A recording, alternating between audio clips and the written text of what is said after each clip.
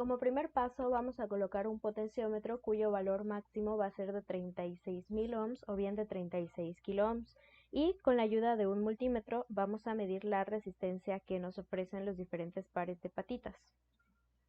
En el interior de un potenciómetro tenemos una tira resistiva que está comprendida entre las patitas de los extremos. Esta tira resistiva va a tener un valor neto del valor máximo que nos ofrece el potenciómetro, lo cual quiere decir que cuando nosotros medimos la resistencia entre las patitas de los extremos vamos a obtener siempre el valor máximo de la resistencia sin importar la posición en la que nosotros coloquemos esta perilla. Cuando nosotros utilizamos este potenciómetro como un resistor variable, necesitamos utilizar siempre el whipper, que es la patita de en medio. Cuando nosotros utilizamos la patita de en medio y cualquiera de las que hay a los lados, vamos a poder obtener entonces valores que van desde el 0 hasta el 36.000. En este caso tenemos el 0 de este lado y el 36.000 de este lado. Cuando nosotros colocamos la perilla justamente a la mitad, vamos a tener también justamente la mitad del valor total de la resistencia.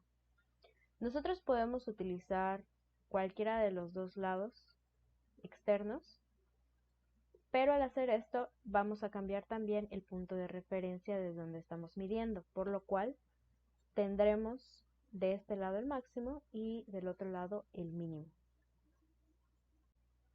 Ahora vamos a utilizar ese potenciómetro de 36 kiloohms como parte de este circuito, en el cual tenemos una batería de 9 volts conectada directamente hacia el whipper y tenemos dos bombillas, cada una conectada a diferente terminal en este potenciómetro.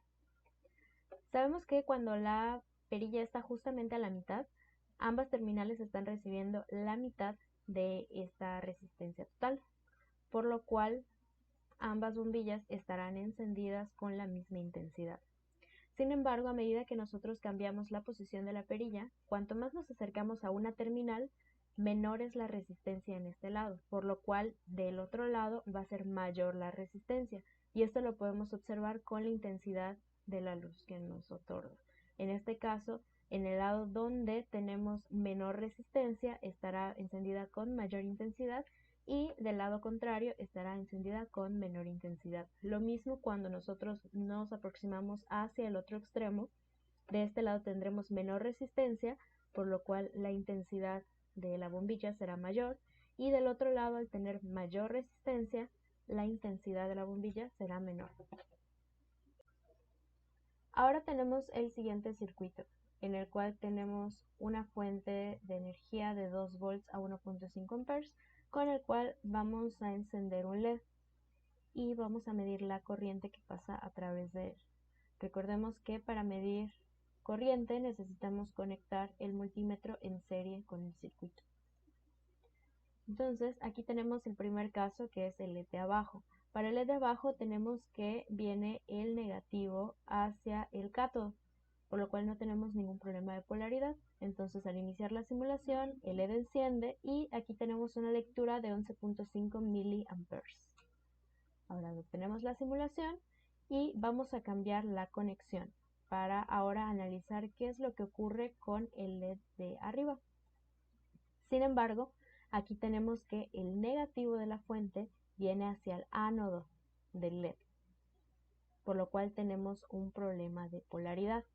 Y debido al funcionamiento de un diodo, sabemos que no permite el paso de la corriente en dirección opuesta, por lo cual el multímetro nos da una lectura de 0 amperes. Ahora analizaremos un poco más a fondo el circuito anterior.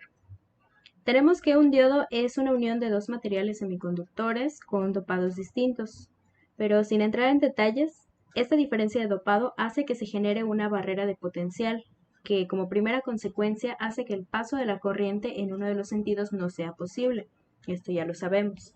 Pero otra consecuencia de la barrera de potencial es que incluso conectando el componente con la polaridad correcta, si el voltaje es muy pequeño, los electrones siguen sin poder atravesar el componente. Ahora iremos aumentando el voltaje poco a poco hasta alcanzar un cierto valor de voltaje que se le conoce como voltaje de polarización directa, y este va a depender del tipo de diodo. A partir de este voltaje decimos que el diodo está polarizado y la corriente puede atravesarlo libremente, con una resistencia casi nula. Como podemos observar, a medida que aumentamos el voltaje, la corriente también aumenta, pero al exceder los 20 mA, que es la corriente máxima para la que está diseñado el LED, puede seguir funcionando, pero su vida útil se verá reducida. Y de hecho aquí nos aparece la advertencia en Tinkercad. Y si seguimos incrementando todavía más la corriente, existirá el riesgo de que el LED se queme, lo cual podemos ver cuando alcanzamos los 2.7 volts.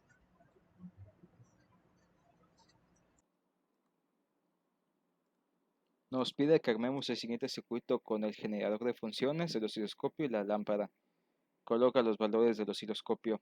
El osciloscopio configúralo con un tiempo por división de 30 ms, incrementa lentamente la frecuencia hasta 5 Hz y devuelve hasta 1 Hz. Repite lo mismo, pero ahora con una función cuadrada y una triangular. Explicaré brevemente qué consiste este problema.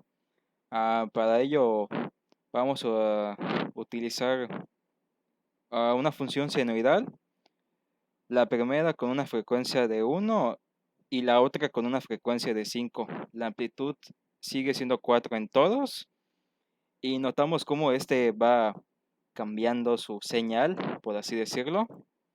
Y hacemos exactamente lo mismo, pero con la cuadrado y con un triangular.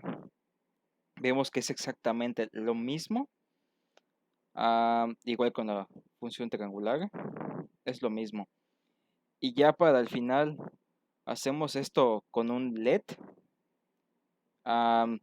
sí, con una senoidal igual, pero con una frecuencia de 1 y una amplitud de 6.5. Vemos como estos parpadean brevemente. Es todo.